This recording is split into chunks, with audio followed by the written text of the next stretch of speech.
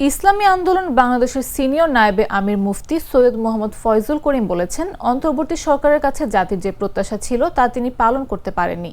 এখন অন্তর্বর্তী সরকার কোনো একটি দলের দিকে ঝুঁকে যাচ্ছে, এতে তারা নিরপেক্ষতা হারিয়ে ফেলছেন।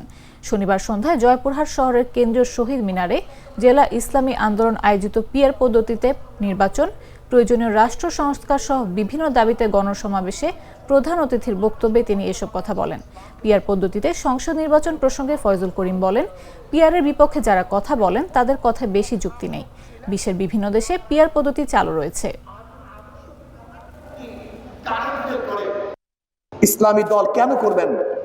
আপনার জন্য আপনি ইসলামী দল করবেন, আপনার সন্তানের নিরাপত্তার জন্য আপনি ইসলামী দল করবেন, আপনার স্ত্রীর নিরাপত্তার জন্য আপনি ইসলামী দল করবেন, আপনার সম্পত্তির নিরাপত্তার জন্য ইসলামী দল করবেন, আপনার জান মাল ইজ্জতের নিরাপত্তার জন্য ইসলামী দল করবেন। আজকে এতিম, গরিব, মিসকিন, জেলে, তাঁতি, মজদুর, নেতর সবার অধিকারকে বাস্তবায়ন করার জন্য আপনি ইসলামী দল করবেন। প্রিয় ভাইয়েরা আমার, আমি আশ্চর্য হয়ে যাই, গরিবদেরকে দেখলে আমার সবচেয়ে বেশি মায়া লাগে। ইসলামের গোটা অর্থনীতি গরিবদের জন্য, অথচ গরিব ইসলামকে পছন্দ করে না।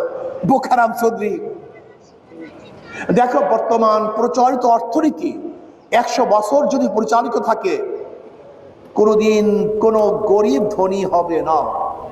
ধনী শুধু ধনী হবে, গরিব শুধু গরিব হবে।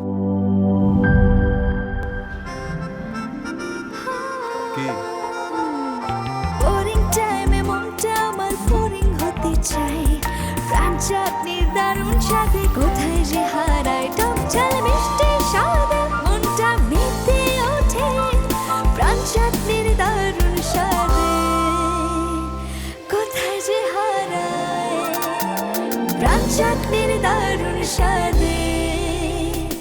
প্রাণ চাটনি, স্বাদের জাদু।